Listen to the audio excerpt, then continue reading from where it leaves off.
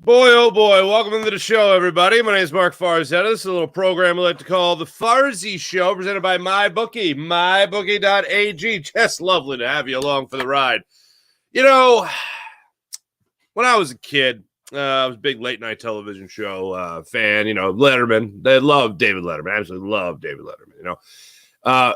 But Letterman was beating Jay Leno for a long time in the ratings. And then this guy, Hugh Grant, right, this actor fella, right, he decided to get himself into some trouble. We don't need to go into detail about what the trouble was, just in case the kids are listening, right, on your way around, you know, to work or taking the kids to school, whatever the case may be. But Hugh Grant went on Jay Leno's program there, The Tonight Show, right? And he sat in the chair, and the first words out of Jay Leno's mouth to Hugh Grant were, "What the hell were you thinking?" And you know what? I wasn't a big Leno fan. I didn't like The Tonight Show with him hosting it, but I got to give him credit. That was a phenomenal question. And ever since then, the ratings swung in the favor of Jay Leno, and he would beat one of my all-time television and media heroes, David Letterman. I bring that up because today, when the Eagles have their press conference, and you might be laughing too if you knew exactly what Hugh Grant got in trouble for, but if they have their press conference today, when they have their press conference today, it's been the last week we've been duped by the Eagles. There's supposed to be a meeting with Nick Sirianni. We're supposed to find out the fate of Nick Sirianni. All that stuff. It hasn't really gone down that way, but today, Howie Roseman and Nick Sirianni are supposed to address the media. And when they address the media, I want one of the first questions to be, what the hell happened? You were 10-1. Then you were 10-3. Then you demoted your defensive coordinator. You somehow magically this season fired 2 defensive coordinators in one fell swoop. So there you are. And then your offensive coordinator has also been fired since the end of the season, and Brian Johnson. And Nick Sirianni is still here. Again, what the hell happened? I don't know what time the press conference is. Nobody has released when the press conference is going to be. It's going to be today at some point. I just assume at some point today, I'm just going to get a notification on my phone. It pops up there, live press conference. Howie Roseman and Nick Sirianni address the media. Okay, couple of things. We're going to play bingo today, similar to the way we did with A.J. Brown's press conference from a couple of weeks back about what he was going to say when he finally addressed the media, what we can expect. So we'll get into that. And then also a couple of questions that I have. Yes, we already have question number 1, which is, what the hell happened here? Howie, how do you explain what happened at the end of this season? Nick Sirianni, how do you explain what happened at the end of this season? Question number 2, what's the plan? What you had 2 coordinators. You went to a Super Bowl. You had an MVP caliber quarterback. You had a defense that had 70 sacks. And then your defense coordinator moved on through a murky situation to go to the Arizona Cardinals. Then your offensive coordinator moved on to become the head coach of the Indianapolis Colts and just missed out on the playoffs. You brought in 2 guys that between them combined had 1 year of experience in their previous positions. Those turned out to be horrible decisions. One guy couldn't even make it through the entire season. You saw him be so terrible at his job that you decided to demote him with 4 games left and dropped a unfortunate chemistry undoing bomb in that locker room, to which every player to a man said this was a bad decision, and you did it anyway. Did you have any conversations with the players before you just made this change? I mean, I know it seems like if you're Howie Roseman or Jeffrey Lurie or even Nick Sirianni, you shouldn't have, this is what we feel we need to do to help the team. This is what we're going to do. In all honesty, normally you shouldn't have to have those conversations, but when it's in season and you're past the midway, well past the midway point of the year, I would assume that you would have a conversation with some team leaders about the impact you could have on changing your defensive play caller. I guess they didn't do that. Here's what's so interesting about the plan going forward as far as the coordinator positions go. When Howie Roseman and Nick Sirianni are asked about whose decision it was, I'm sure this is number 1 on the bingo card. It's a collaborative effort. That's what you're going to hear today. When you're looking to assign blame, when questions were asked during the press conference today about assigning blame, no one's going to be like, that was Jeffrey Lurie. Oh, Jeff told us to do that. Jeff will be down here in a couple of weeks, and he'll answer those questions. But we can't. We just, he's the owner. He's the boss. You're not going to hear that kind of answer. What you're going to hear is, it's a group effort. We all do this together. And that's how they'll skirt blame from saying it was Nick's fault, which I don't think a lot, unfortunately, is Nick's fault. Because I don't think he has the power to really mess things up that much. I think you have Howie Roseman, I think you have Jeffrey Lurie that have a lot of sway on what's going on, even in the game day operations, which is bonkers to me. By the way, Les Bowen will be on with us a little bit later in the show to help us understand how he sees the corporate structure of the Philadelphia Eagles and who has sway, who has the most say in what situation. So we'll get into that conversation. But to continue on the coordinators, here's what's so interesting. Usually when you ask these questions about who to blame, you can kind of dodge it. You can kind of sidestep it. You can even acknowledge that the question in one way, shape, or form doesn't have any basis. But with this question about the defensive coordinator and making the change, every player asked about it has come out being like, yeah, that was dumb, but more or less. I mean, Fletcher Cox literally came out and was just like, yeah, hey, man, I'm just an employee over here. I don't know what to tell you about it. Hassan Reddick threw out the higher-ups, quote-unquote, under the bus for making the change. That's what they wanted to do, so that's what we did. Darius Slay has come out and saying, well, I don't know why I didn't keep Denard Wilson. I would have been all for that. There's no denying the impact making the change a defensive play caller had towards the end of the season. No change. No denying the impact it had. So you can't sidestep it if you're Howie Roseman. You can't sidestep it if you're Nick Sirianni. Hell, when Jeffrey Lurie addresses the media, he can't sidestep it either. It's not like, oh, we didn't feel like it had that much of an impact. Did you do any research? Did you talk to anybody?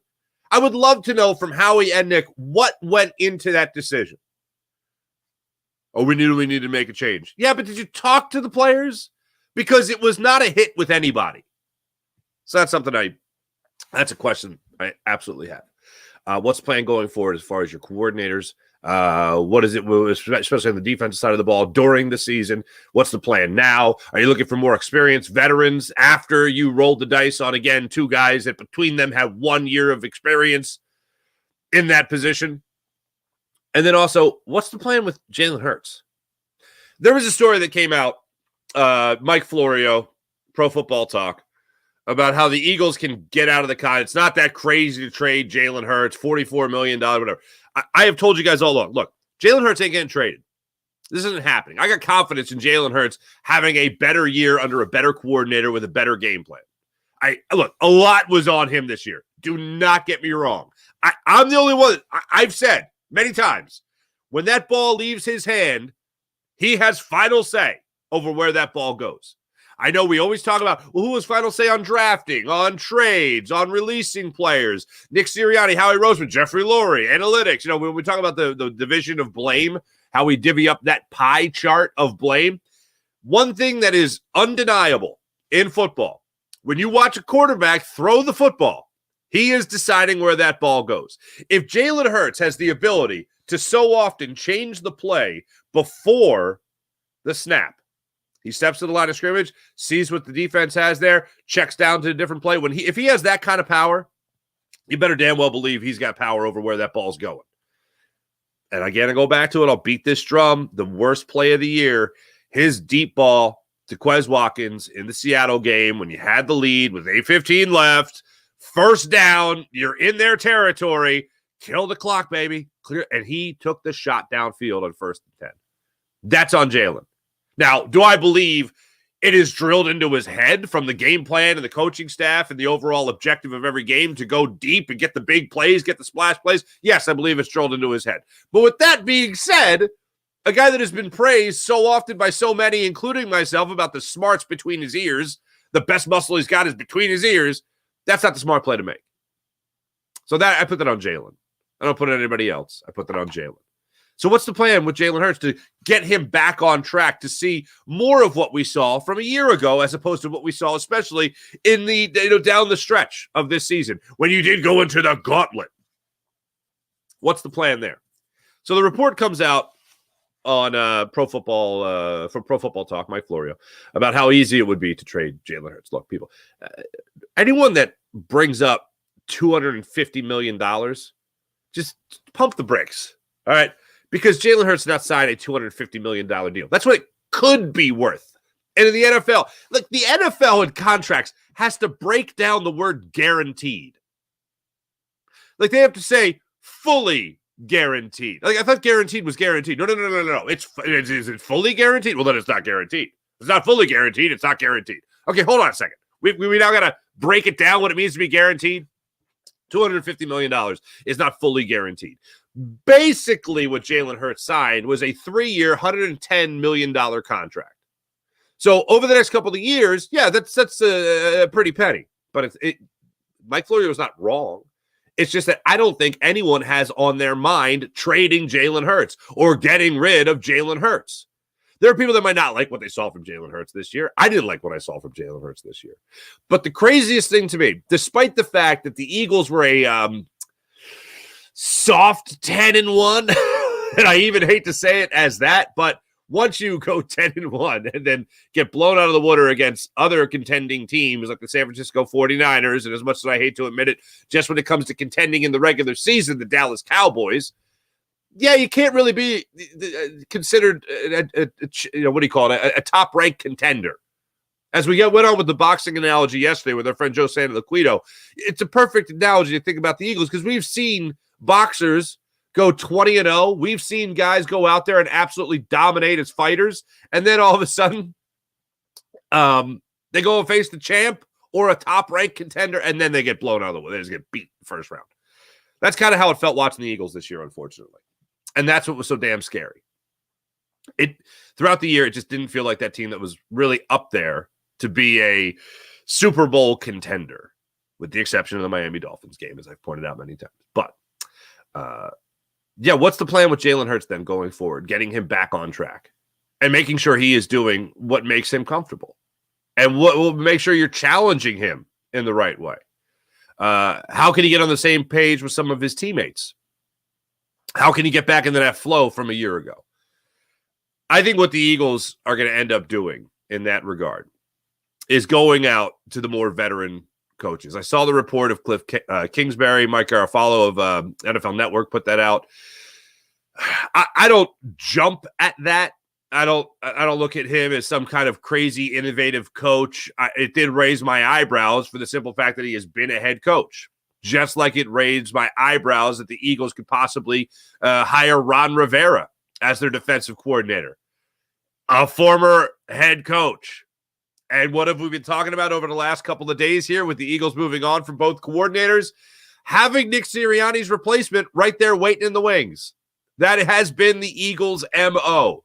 If you follow the bouncing ball, ever since Andy Reid left, Chip Kelly came in here with his offense. Who did you have? In case that offense didn't work, you had Pat Shurmur as your offensive coordinator. When you had Doug Peterson come in, never been a head coach, had only been a head coach at the high school level, ladies and gentlemen, barely been an offensive coordinator at Kansas City under Andy Reid. Who else did you bring in here? A guy who had been a head coach in Jim Schwartz. Jim Schwartz was right there waiting in the wings in case, what hit the fan. Then you have Nick Sirianni come in here. He was really the only one that they just went all out on and said, all right, we're going inexperienced across the board. But Frank Reich gave him one hell of a boost. One hell of a, a vote of confidence. Then you also had Jim Bob Cooter, though, as your offensive consultant. Maybe he was waiting in the wings to see if Shane Steichen could do a fine job as the offensive coordinator, which he ended up doing. It's an interesting thing here. And then this year, they have Sean Desai, and they also have Matt Patricia waiting in the wings. They like to have that contingency plan. So if you hire two former head coaches, it'll be pretty interesting to see how long Nick Sirianni lasts if the Eagles don't come out of the gate strong. Because I have no doubt in my mind that this is how things went down this offseason. In the very brief amount of time we've had in this offseason. Nick Sirianni had a meeting with Jeffrey Lurie. As the report came out, Jeffrey Lurie was intrigued by the plan from Nick Sirianni and said, okay, we can play with this. And also, Nick Sirianni followed his marching orders, unlike Doug Peterson. I think if Nick Sirianni had this type of season this year, after winning the Super Bowl last year, Nick Sirianni wouldn't be here. Doug Peterson wanted to fight for his coaches, essentially. He had a Super Bowl on his resume. If the Eagles said, you're fired, he's like, okay, I'll coach somewhere else next year. I'll get a job in 5 minutes. All right, see you later. Nick Sirianni didn't have that flex. Nick Sirianni, unfortunately, seems to be more along the lines of just happy to have a job as opposed to wanting to be in charge. You know what? Part of me can't fault him for it as long as he can fix the problem in the offseason, along with Howie Roseman, along with Jeffrey Lurie. And they also get Jalen Hurts back on track. And they get somebody else in here to run the defense in a much more efficient manner. And maybe they actually invest in a linebacker position. It's a very frustrating thing that I've gone through this season, as you guys, I don't need to tell you guys that even a little bit. But looking at how it's all unfolded, I hope we get somewhat of decent answers today at the press conference. I'm not expecting eye-opening things. I'm not going into this naive even a little bit. A half-hour press conference is what I'm expecting, and I expect a lot of nothing. But if you do get onto the bingo card today, number one, when it comes to this bingo card, is it's a collaborative effort. When people are looking to assign blame, collaborative effort. That's one. Number one, the word's collaborative effort. Okay, the expression right there. Number two, when they're asked about making the decision to move on from Sean Desai to Matt Patricia, what went into that? Again, the collaborative effort you're going to hear. And after that, we felt we needed to do something. It's pretty much what's been said this entire time from Nick Sirianni. It's pretty much what's been said this entire time by really anyone with the Eagles other than the players. When you talk to Matt Patricia, he has always pointed out the fact that, this is still our defense. This is the Eagles' defense. I'm just calling plays more or less. We're not changing much. Sean's been great. Sean's been awesome. All that.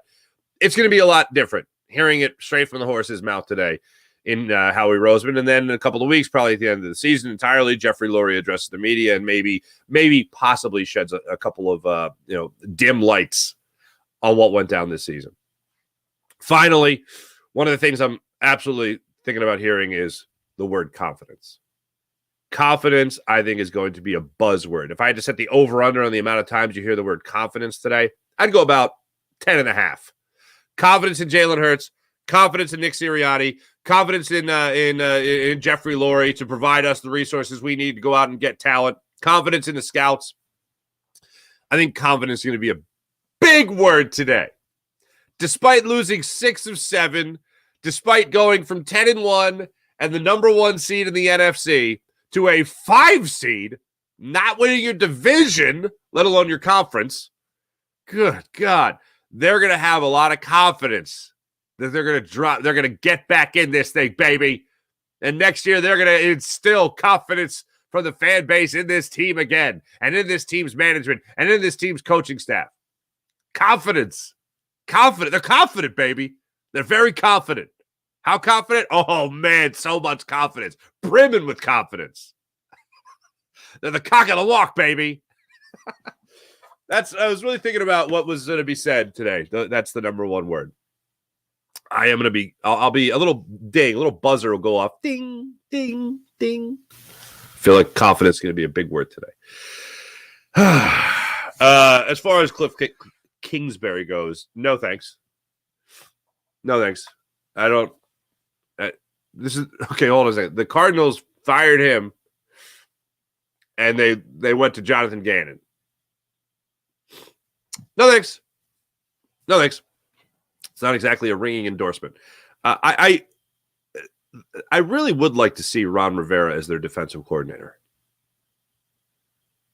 And the reason being is the reason I would like to see a head coach come in here that's got some swagger about him. You know, somebody that's not going to be like, I'm sorry, what do you want me to do? Yeah, I'm not doing that. Like somebody like that. And I don't think Nick Sirianni is that guy. Doug Peterson wasn't that guy. That's why he's not here anymore. But when you look at the defensive coordinator position, I want somebody coming in here that I know is running the show. And that's what I've always said about the head coach. But the Eagles, I don't think are going to go down that path just yet of bringing in a head coach that's going to be running the show. I think Nick Sirianni, in Jeffrey Lurie and Howie Roseman's eyes, knows his lane within this organization. He knows the corporate structure. He knows his station, and he stays right there. The Eagles with the coordinator positions, if you're a coordinator, you're not stepping over the head coach. You're not stepping over the head coach to get to management. Now, here's the thing. Jim Schwartz, they gave that leeway to. Are they going to do that same thing with Ron Rivera? Yeah, definitely. You know what else they're going to get with Ron Rivera? Exactly what they got with Jim Schwartz. If it doesn't work out, he just slides over and becomes the head coach. You also have a guy who knows how to run a defense. I will say that about Ron Rivera. And it hasn't worked out as of late as a head coach. That's for damn sure. He did take your team in 2 different games down to the wire this past season. But Ron Rivera running a defense gives me a lot more confidence in this Eagles team going forward. There's the word confidence. And look, I caution people on the offensive side of the ball to avoid setting the bar really low when it comes to the offensive coordinator position. And what I mean by that is this. Well, it can't be worse than Brian Johnson. Yeah, it can. It could definitely be worse than Brian Johnson. It can absolutely be worse than Brian Johnson. I need someone in here who's called plays at the NFL level. And I know the feeling is supposedly, not mutual, but the Eagles having interest in Jim Bob Cooter interests me. And no, not just because his name would be awesome to say all the time. But I'm saying it because the guy comes in with experience. The guy comes in with experience with the Eagles, has worked under Nick Sirianni as an offensive consultant in 2021. I would love to see him back here with the Eagles. There are other names that are out there that are intriguing. I don't know if the Eagles are going to be going down that path, unfortunately. I would like to obviously explore every option. It's probably another buzzword today. Oh, no stone left unturned. We're going to explore every option to get better. Another bingo card word right there, or phrase. But Jim Bob Cooter, for me, of all the names that I've heard so far that have some likelihood of possibly joining the Eagles to help them, that's one right there. He's got experience as a play caller. He's got experience with the organization. Jalen Hurts has obviously already worked with him in some capacity, being that he was here with the Eagles.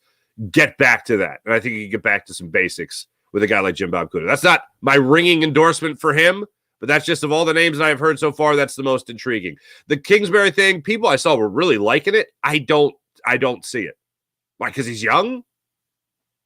No, thanks. Rather have some experience. Rather have a lot of experience at the NFL level as opposed to the college level more so than anything. So that's where I'm at as far as the OC job goes. As far as the DC job goes, again, I'm looking more at Ron Rivera. Obviously, I'm looking at Wink Martindale. The only thing that I don't like about Wink Martindale is that the Eagles personnel would really have to get an uptick. Because if you're going to blitz with the way the secondary played this year, at the rate that Wink Martindale likes to blitz, good God, man. That is going to be scary. That is going to be horrifying, actually. As much as I love the idea of, blitz. As much as I love that, it leaves a lot of guys exposed in the secondary, unfortunately. So Ron Rivera, as of right now, gets my vote to come in as DC. Before we get to our friend, Les Bowen, I'm going to show you guys this, and I didn't even know about it. Les Bowen's John. You know what that is? Les Bowen's got a website now. Covered the Eagles for 22 years, I believe it was. Retired, took another year with another publication. They say, we want you to come back and just write a little bit more. He's like, okay, fine. And he did. And then he started his own blog, essentially, where he just gets to write about the Eagles whenever he damn well pleases. He did say during this interview that he's going to write here about this press conference coming up later today. But you can check it out, lesbowensjohn.com. Absolutely love Les. I love that that's what he called his site. Before we get to Les, though, let me tell you about the Game Time app, ladies and gentlemen. Want to go to the game? Want to go to the big game? How about Game Time app? Want to go to the comedy show? Want to go to the theater? Want to go to the concert? Game Time app is where you can get your tickets. Go to the Game Time app. Download the app. Create an account. Use promo code Farzy. And you know what you're going to get? You're going to get $20 off your first purchase. $20 off your first purchase.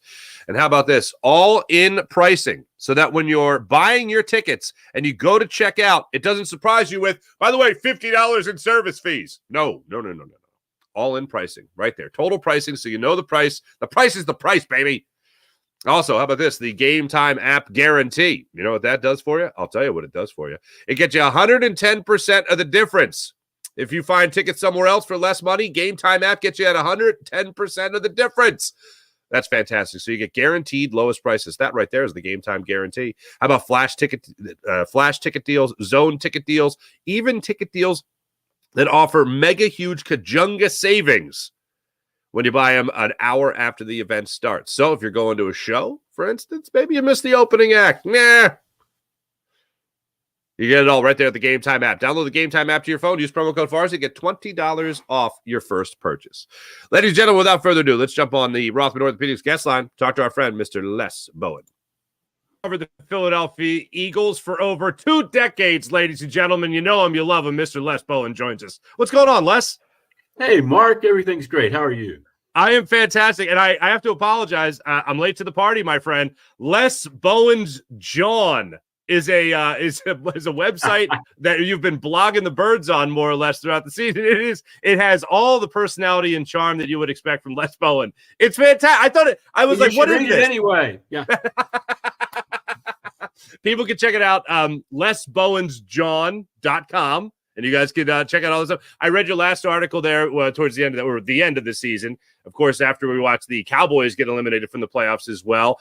You wrote something very interesting there at the end when it came to Nick Sirianni. You didn't know who was going to be the coach of the Eagles, but it doesn't look like it should be Nick. Now it looks like either way it is going to be Nick. Why should Eagles fans have some semblance of confidence that Nick Sirianni, with 2 new coordinators, can get them back to somewhat close of the mountaintop, Les?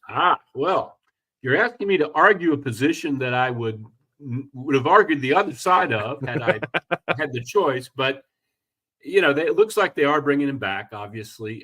They are bringing him back. I mean, it's obvious that they are. Okay, so they have been to the playoffs each of the 3 years he's been here. They did go to the Super Bowl his second year.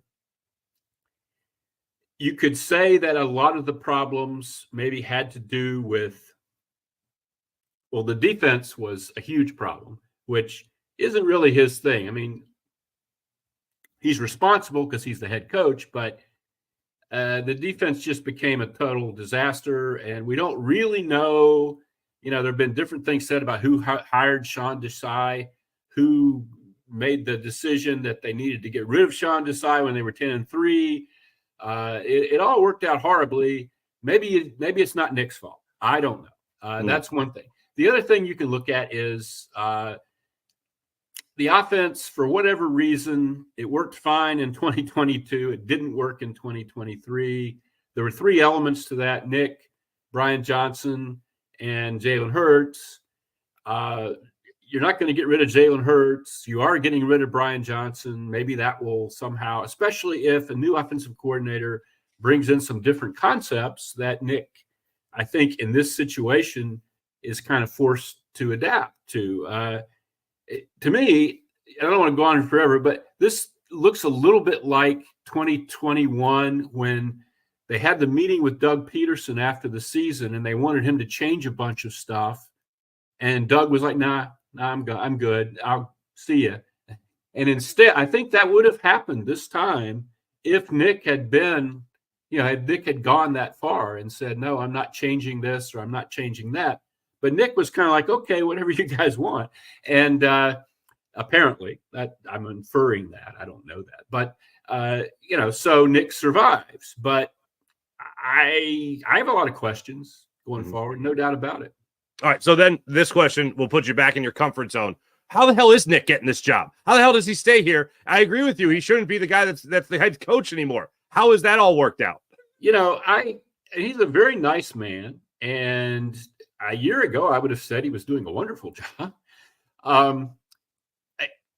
The thing that got me, Mark, was, okay, I've seen a team just totally go face down in the water 3 times in the time I was covering the Eagles. There was 2012 with Andy Reid, which got Andy Reid fired after 14 seasons here. Andy Reid, Hall of Fame coach, who's now, won 2 Super Bowls and been to the conference championship games 11 times or something. The next time I saw it was 2015, where the record wasn't as bad as it was for Andy, but it was with Chip Kelly down the stretch in 2015. It was as bad. They looked as bad as they did in 2012. And Chip got fired before the season was even over. One game left, yes. And then in 2020, when Doug Peterson went 4-11-1, and they would have kept him if he'd have, because he won the Super Bowl, if he'd have changed a few things. But bottom line, he lost his job. So I've never seen a coach produce this kind of just total dysfunction down the stretch and in the playoffs and keep his job. So I don't know I don't know how this is all going to work out. I think they've got a huge selling job, and I think there'll be incredible scrutiny, of everything this guy does, of every loss, and it's going to be quite a show, I think, going forward. I do definitely want to ask you about the press conference with Howie Roseman and Nick Sirianni coming up here. But last thing on just the season itself, how did it happen? By your calculation, how the hell 10-1 to losing 6 of your last 7? How the hell did that happen? Well, my best guess, Mark. I mean, we all know that 10-1 was a little bit of an illusion. They lucked out time and time again. Guys dropping passes, the Cowboys failing to score on 1st and goal from the 6, or 1st and 5 from the 6, I think it was actually. But what happened was those losses to San Francisco and Dallas weren't just losses. They were total, embarrassing, humiliating, like me playing intramural basketball 50 years ago against guys who could really play. It was just, it was horrendous. And I don't think they ever recovered from that. I think when you think that you're the best team in the conference and you get just housed twice like that, I think everybody on that team more or less thought, oh my God, we're not really this good. We're not what we thought we were. I've used the analogy of a cartoon character running off the cliff and running along and then suddenly looking down and realizing that, and that's almost what happened. I think the whole team just figured out, and instead of maybe a team that hadn't gone to the Super Bowl last year would have still been able to deal with that and think, okay, we're not what we thought we were, but we've still got this, we've still got that. We're going to make the playoffs and we're going to get in there and we'll see how things go and, see who we end up playing and, make something out. Instead, it just went straight down. It was, they couldn't get the engine started again.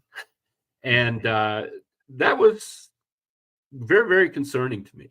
And that's the one thing that I just can't get over, the fact that they just weren't competitive at the end of the season, despite the best efforts of everybody involved, it would seem. Mm-hmm. I now have the Eagles in my head as Wildy Coyote chasing the Roadrunner, and the cliffs run out, man. And then a second later, it's just a puff of smoke at the bottom of the canyon. Simple as it works. Easy to work. Yeah. When it comes to this press conference that's coming up here with Nick Sirianni and Howie Roseman, what do you expect them to say? What do you say after a season like this? And after a lot of speculation, not only have you moved on from a defensive play caller to another and then moved on from both, not only have you moved on now from your offensive coordinator, the head coach is still here after great speculation. So what do you expect Howie Roseman and Nick Sirianni to say today? If I have to guess, Mark, I would say there'll be a lot of pointing to the records of, or the fates of teams that get to the Super Bowl. The next year, they don't tend to get back to the Super Bowl. Most of them don't do what this team did, but that for the Eagles, every year after the Super Bowl has been, in varying degrees of disaster, I think, over the years. 2005 was every bit as memorable as this for different reasons. 2018 was, in retrospect, better than this. But, I think they'll probably point to that. I think they'll try to reassure fans that they understand this was unacceptable, and that's why they're making these drastic changes, because they know that, you know, the fans of Philadelphia deserve better, and so on and so forth. And they'll try to sell us on the idea that Nick, you know, the players did support Nick when they had the packing up day, to varying degrees, but there wasn't a lot of don't ask me, man, I just work here. Right, which right, is right. what you get when the players don't really like the coach at all. So they'll, you know, he has support, and they'll maybe mention that, I don't know, but they'll try to sell you on the idea that Nick can, with these different, you know, last offseason was you know, it was a mess. They played into February. Guys, you know, surgeries got delayed, and there wasn't really an off-season program, and maybe they took the wrong, you know, tone going into training camp. They just wanted to rest people. This will be more about hard work and getting back to basics and blah, blah, blah. But it's a hard, if they say anything that really like gets you fired up thinking, by golly, everything's fixed now, I'll be a bit surprised. Yeah, I agree with you there. In all your experience, Les, and I love asking people that have been around the team as much as you this question, because you really understand the inner workings there at the NovaCare complex. And it's a general question, but it's one that everyone wants to talk about and everyone wants to know. How are the Eagles run? Is Jeffrey Lurie the meddling owner? Is Howie Roseman still the captain and all that stuff? And then the head coach is just there as a, you know, with strings attached to him. How are the Eagles run? How do you divvy up the percentage of workload and say?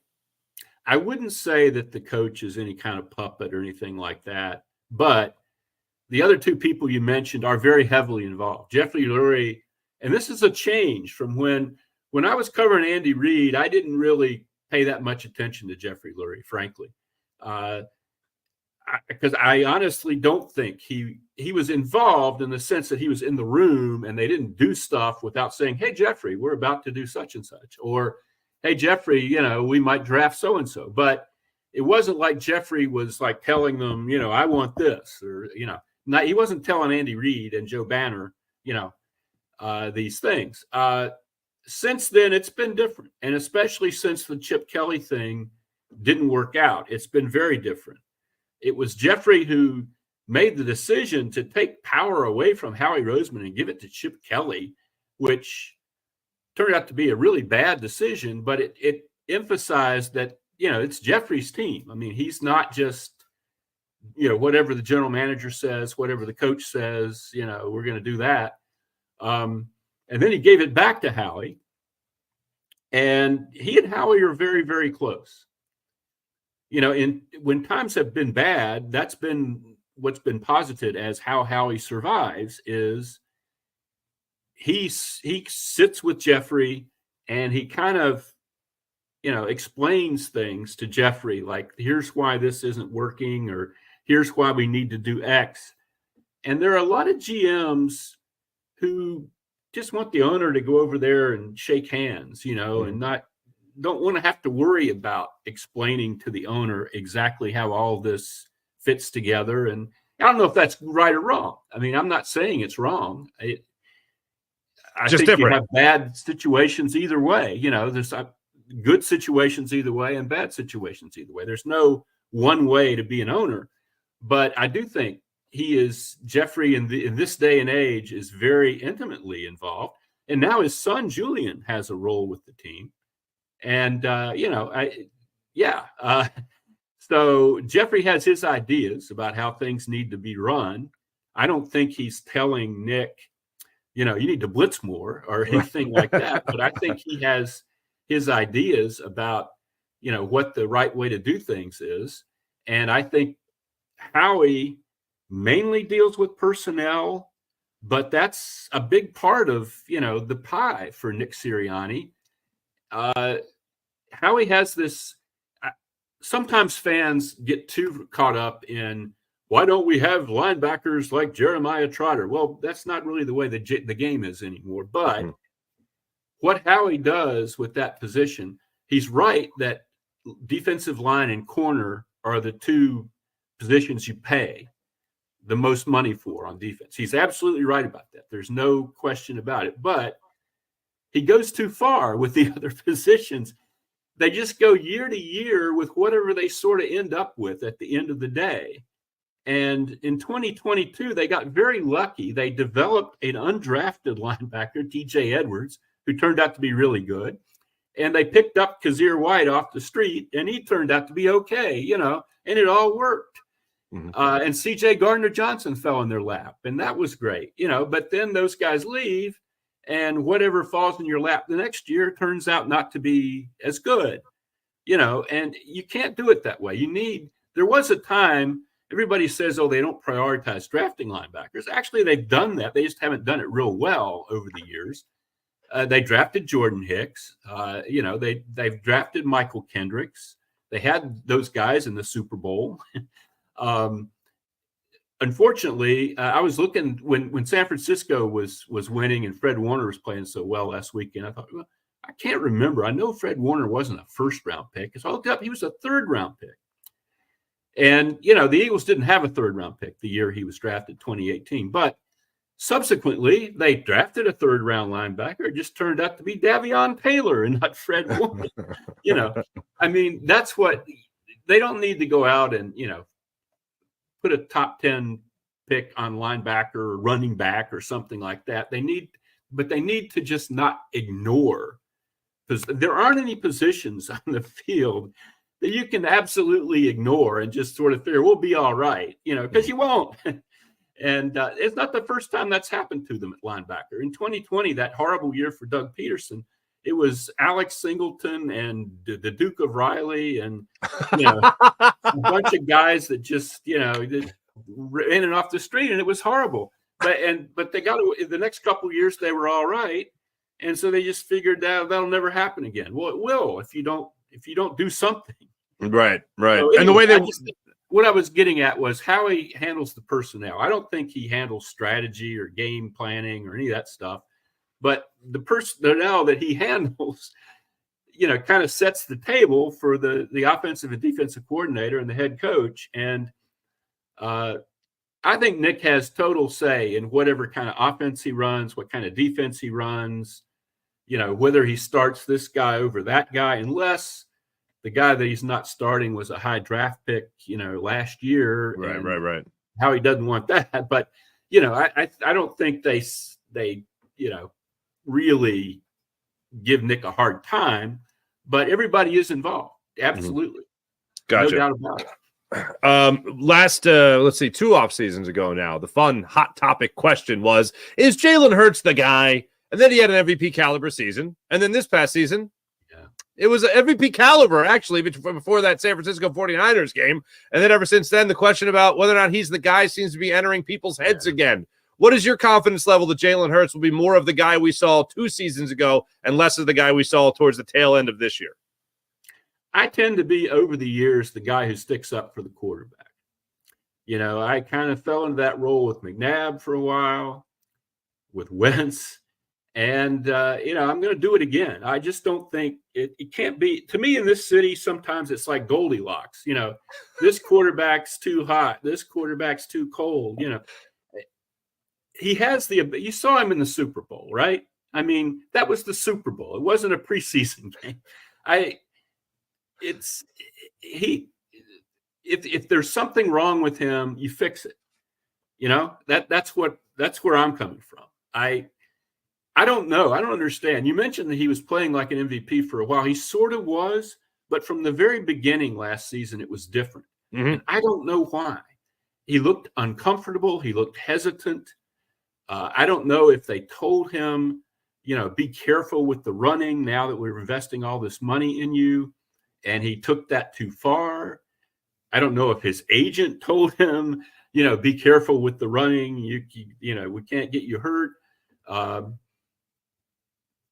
It is clear. The one thing I'll say that troubles me a little bit is I thought at one point he could kind of move away from the running to a large degree and be successful as primarily a passer. And he kind of can, but I don't think he has the same swagger and the same mojo unless he's dodging around and taking off. And they can't run him 15 times a game, but they might need to run him like 8, 9 times a game, and not just tush push or brotherly shove, but actually getting him out there and getting him into the secondary. There were everybody thinks 2022, the offense just flowed wonderfully, the holes. But actually, if you go back and look at those games, there was a lot of times when it was like 3rd and 8 and nothing was happening and everything was breaking down, and he just took off and gained 13 yards and, get out of jail, Yeah. Jalen made a play. There you go. Yeah. And that didn't happen as much this year. It didn't happen nearly as much. And I guess they still need that. I would think with A.J. Brown and Devontae Smith and Dallas Goedert and a great offensive line, you wouldn't need that, but apparently they did. So obviously we know we got 2 openings now at the coordinator positions here, both offense and defense. What direction do you see the Eagles going in? A veteran in both spots, someone that could potentially, if things really start to hit the fan, would take over as a head coach if need be? Where do you see them going? Do you have a name in mind or just a description? Boy, I don't have a name in mind. I don't like for the offense, I would like somebody who has some different ideas. And I don't think that's Frank Reich. He and Nick coached together a lot, and I don't think Frank has any. In fact, Frank's stock is really, really low right now. And I hate to say that because he's a nice man, but I don't see that being what's going to fix that offense. They might need somebody from the outside, some hot new guy that, like Ben Johnson or somebody like that who has some different ideas for the offense. I do think there's something to be said, maybe on the defensive side you do this, for having a veteran coordinator somewhere where everybody isn't, somebody that was folding towels in the NFL 10 years ago. I don't know who exactly you can get, but I would get some voice that's over, 40. Maybe for the defense. I'm not sure I would do that for the offense because, again, I kind of want them to evolve into something more like what's cutting edge. And it bothers me. Another thing with Nick and the whole keeping Nick thing, that's why he was brought in here. He was supposed to be on the cutting edge of offense. And it's very apparent now, if you look at the use of motion and things like that, that he isn't. And I'm not happy with that. I don't understand it. It's one of those things where not being down there every day kind of limits me a little bit because I'd love to know, what are Nick's ideas suddenly old ideas? I don't know what the hell has happened, but something has happened and they need to shake up that offense quite a bit. Well, whoever comes in will certainly be charged with that tall task. They'll have the weapons to do it. It's just a matter of whether or not they'll have the creativity. They absolutely do. Mm-hmm. Les, it is always great catching up with you. And make sure you guys are following Les on Twitter as well as reading Les Bowen's John, lesbowensjohn.com. It's always a good time, that's for sure. Les, great catching up with you, man. Thanks so much for joining us. Thank you, Mark. And I'll be weighing in after this press conference today. Absolutely. On lesbowensjohn.com? Absolutely, yes. I will be clicking and reading, my friend. Well, thank you, Mark. Absolutely. The great Les Bowen joining us here on the Rothman Orthopedics guest line.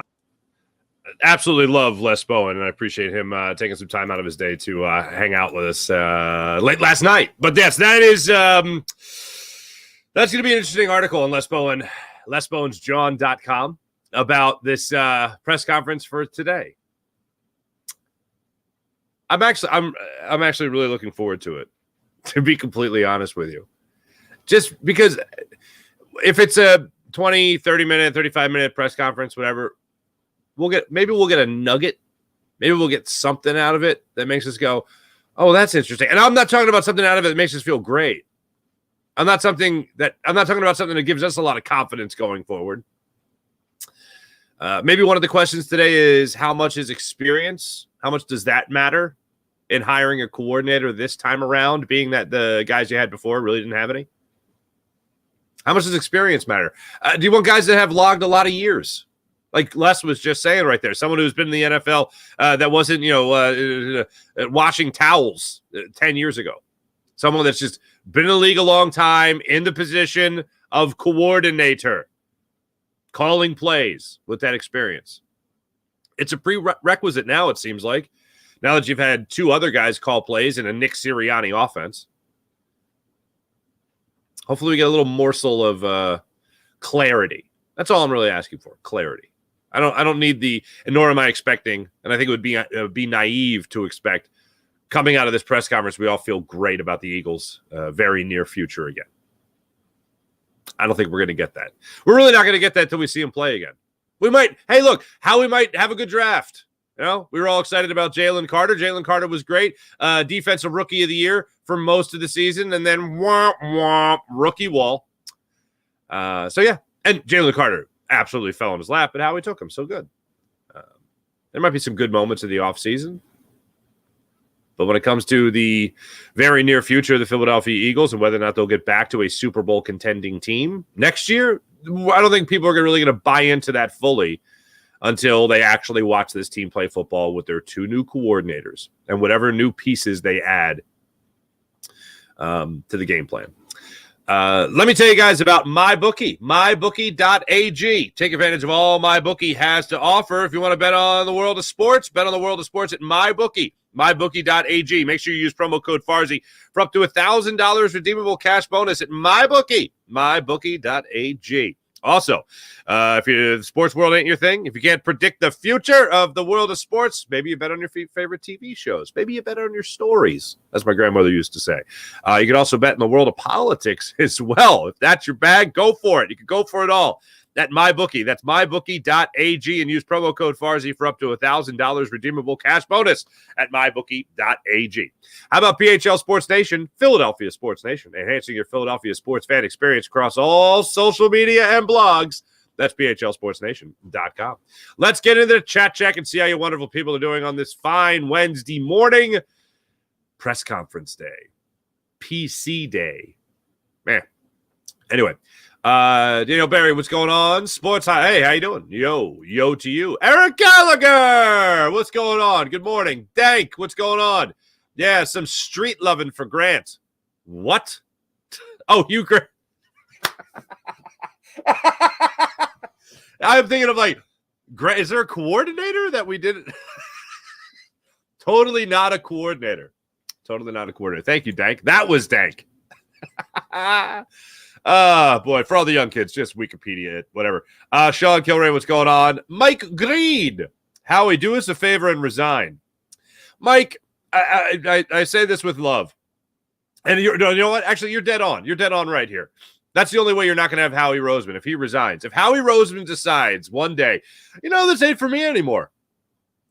This ain't for me anymore. That's the only way he is no longer the Eagles director of player personnel and general manager. It's the only way. Because think about this, all right? Les even just pointed it out there. When the Eagles made this change to the inexperienced coaches, and Jeffrey Lurie being the guy that really runs the ship here, runs the show, captain of the ship and all that, it changed after Chip Kelly took it all away from him. He put his trust in his head coach, and his head coach, unfortunately, made him feel like he didn't own the team anymore. And Jeffrey Lurie's like, I'm not spending $1 billion and also making $2 billion to, not feel like I own something.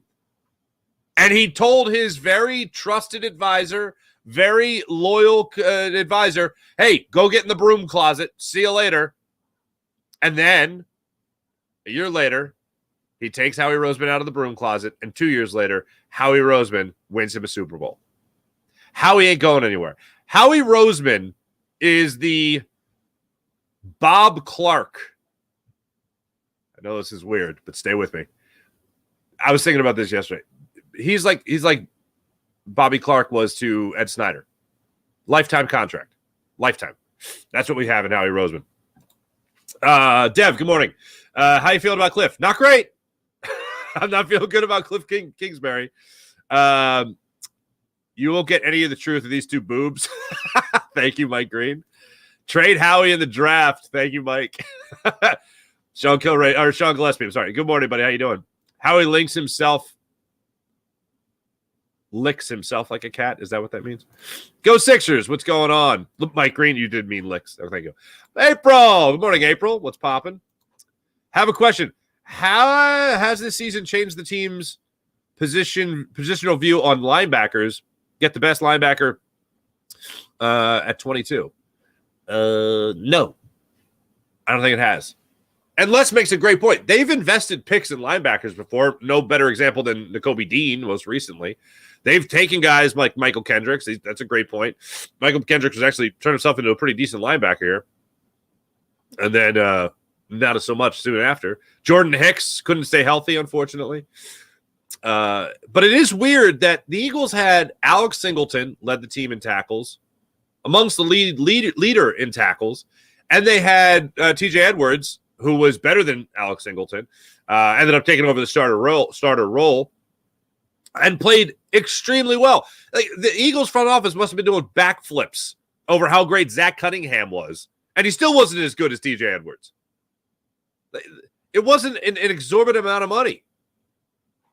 The terms you spend money at linebacker, or excuse me, I'm sorry.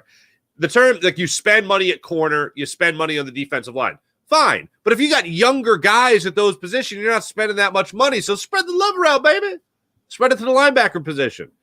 Sean, to answer your question, no, I don't think it's changed their view on it. And that's unfortunate. Let's trade Nick for a 15th round pick. Thank you, Mike. Go Sixers. Sean, we can only hope.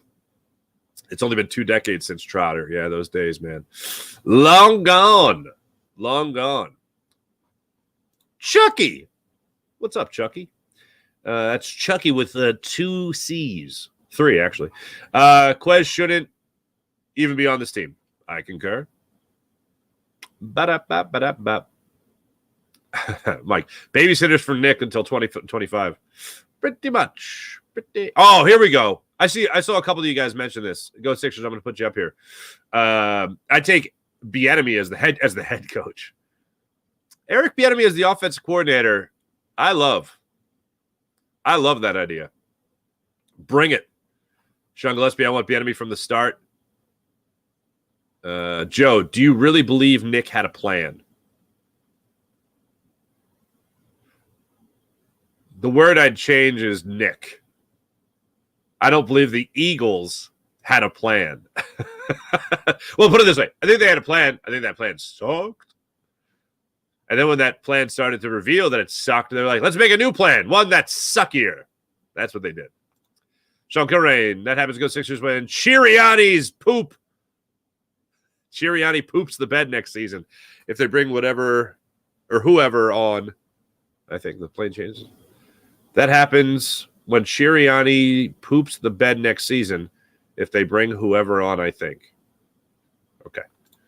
Sean is going to be a short leash for Sirianni. It absolutely is. Ooh, 1st and 9 confident? Ha ha ha. Mike, excellent poll. Thank you. What kind of confidence does it give you when you have a tush push in your back pocket? Well, every play is 1st and 9. There's never 1st and 10. Mike, if 2 former head coaches are hired, Nick didn't do the hiring. Yeah, I agree. Dank Birds, Jim Bob isn't a candidate anymore as reported. I saw that he's not, what do you call it, a high-ranking candidate. So yeah, you could file that under not a candidate anymore. Adam's exploits. What's up, Adam? Keeping high school Harry is going to cost them another run at a championship. Yeah, I don't feel great. I would have made the change. I would have brought in a head coach. Look, I told you, I would hire Jim Harbaugh. That would be my head coach. Nick, thank you for your time. Time to bring in Jim Harbaugh. Never did I think they were going to do it. This is the something else has to drastically change this season. If you want the Eagles to bring in a more experienced head coach, if you want the Eagles to change their overall philosophy, then you're going to have to ask Jeffrey Lurie to do what he did with Chip Kelly. Now, I don't think he'll ever do that again with a coach that only had college experience. But maybe, just maybe, he'll do that with a coach that has NFL head coaching experience and has had some success at the NFL level. I've mentioned before, Jim Harbaugh has gone to the NFC Championship game with 2 different quarterbacks. He's made it to a Super Bowl. He won on the road in Green Bay. He was a quarterback. He knows the league, obviously. Apparently, hell of a coach. But I don't think they're willing to surrender their station in terms of the pecking order and influence on what happens on game day. And that's ultimately a bargaining chip that I just don't think anybody has right now. That's something that Howie Roseman, that's something that Jeffrey Lurie are going to keep very tight to their vest and in a vault, quite frankly. Where not even each other know the combination. I also don't know why Ron is a good fit being a failed head coach, but Cliff is that type. But Cliff is that type? He's also a failed head coach. And somebody else pointed out here that the Cardinals were like 9-0 2 years ago, maybe? Was it last year or 2 years ago? And then they imploded? Yeah, no thanks. Got that covered here. If Ron gets the defensive coordinator job, I want him to draft the defensive players, not Howie. Fair? All right, fair. That's fair. Maybe they'll trust him. Hey, look, they gave Jonathan Gannon a lot of weapons defensively. They gave Jim Schwartz a lot of weapons defensively. Maybe they'll do the same thing with an experienced.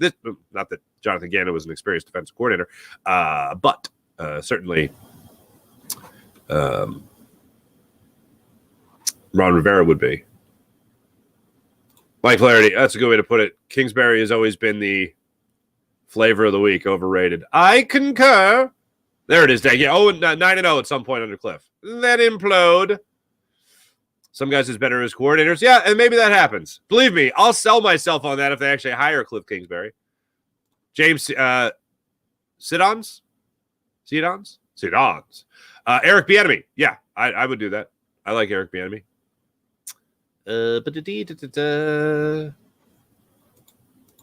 Go up here first.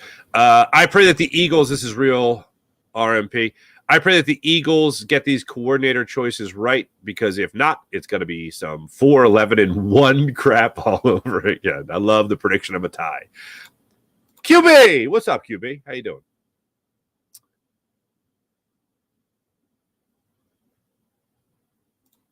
I'm wondering how everyone talks about Nick Sirianni took the Eagles to the playoffs. It wasn't his play calling, so why does he get the credit? Says Javad. I don't. Well, because he's the head coach. That's why he gets the credit. And look, it's plenty. CE coaches, they do get credit for at least being CE coach. Like, look at Mike Tomlin. He gets a lot of credit. He inherited a Super Bowl winning quarterback and won another Super Bowl. Okay, and then he has never had a losing season since. Doesn't call plays. Just knows how to get the team prepared. That's a CEO type of coach. So those guys do get the credit. But yeah, when the play calling goes, whatever, bottoms out essentially, then the head coach should get a lot of blame here. And that's why I didn't want him back. I don't want Nick Sirianni back. I've said it before, say it again. But the Eagles, they're comfortable with the lane that he is in and him knowing the station. So here we are.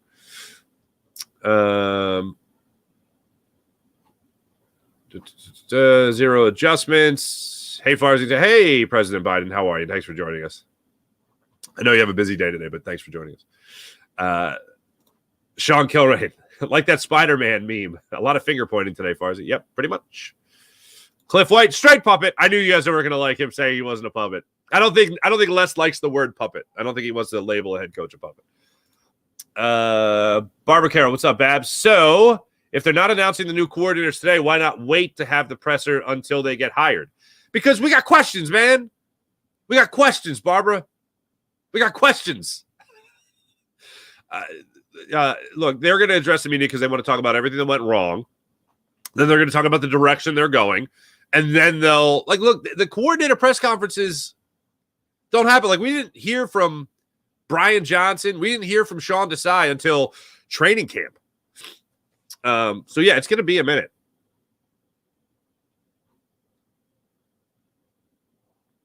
Rental mentality is garbage. I agree. That has to do with linebackers. Allergies picking up, folks. Linebackers have nothing to do with the offense, though. What's wrong with the quarterback? Let's get that straightened out. That's a big part of it, but linebackers are kind of important. Here we go. Jeremy Von Shaver. Skeever. I've been a season ticket holder since 2003. God bless you. And the thought of Julian Laurie sniffing around the organization irritates me. We know more about football than this geek. Oh, that's great. As far as I can't, at the bar. What's going on? How did we blow that in that atmosphere? What? I missed that one. Why Niners? Why? Where's the star of the Farsi show? His daughter, Lil Toots. She's probably watching some YouTube show that's not her father. She's a big A for Adley fan. You guys know what that is? This is a mind-blowing thing. Being a parent of two small children, one that can put the TV on by herself now. She really loves watching other kids play with toys on the internet. So my argument is, oh, this is great. So I don't have to buy you. I don't have to buy you toys anymore. You can just watch other kids play with their toys. That gets the TV shut off pretty quick. Was happy I got her out the other day to build a snowman. We built a snowman. It was not a good snowman.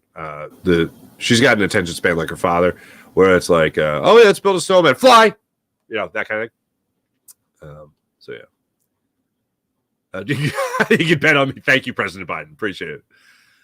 This is verified. It's the real President Biden. Big fan of the show. Big fan of the show. Let's see here. Trying to get people I haven't gotten up here yet. James Alexander III. What's going on, James? We need to release James Bradbury. Okay, fair enough. James Alexander III. Jamal Embiid. That's it. That's the post. I like it. As far as the game 6 and 7 at home, yeah, those are pretty terrible. Oh, yeah, April. Those videos are still a thing. My kid loves those damn videos. Yeah, they're still very much a thing. Still very much a thing. Twiz, what's going on? Howie is always trying to make us better. Sometimes he hits, sometimes he doesn't. But the guy is always trying to improve our team. Most NFL franchises would want Howie, not Nick. Yeah, fair to say. All right, President. I'm not going with political statements. All right. Thanks, everybody in the chat. You guys are wonderful as per usual. Nice to have you along. Let's get to the morning rush. Brought to you by Sky Motor Cars. SkyMotorCars.com. First, let me get that off. There we go. Boom. All right. A couple of things in the morning rush. First and foremost, Jimmy Rollins, Chase Utley did not make baseball's Hall of Fame. We'll just send it right there. And we'll keep it in baseball. Rhys Hoskins signs a 2-year deal worth $34 million with the Milwaukee Brewers, if you haven't seen it. And then the biggest news of yesterday, the 30-13 Milwaukee Bucks fired Adrian Griffin, their first-year head coach. And by all reports, the one and only Doc Rivers will be taking over in Milwaukee. If this press conference today with Howie Roseman and Nick Sirianni is as bad and as unfulfilling as we expect it to be, just rest assured, ladies and gentlemen, that your Philadelphia sports fandom is safe, at least in the world of basketball, a little bit more than it was than maybe when you woke up yesterday morning, because Doc Rivers looks like he is taking over the Milwaukee Bucks. How beautiful is that? On behalf of Philadelphia, on behalf of 76ers fans everywhere, thank you, Milwaukee. You're the best. Oh, it's a beautiful thing. Thanks for watching. Thanks for listening. Depending on how this press conference goes, we might have to do a live show right after on the Farsi Show YouTube channel. So make sure you subscribe to not only the Jacob Media channel, but also the Farsi Show channel as well on YouTube. Thanks for watching. Thanks for listening. You guys are the best. Be back with you guys maybe later today, but definitely tomorrow morning. See you then. Bye.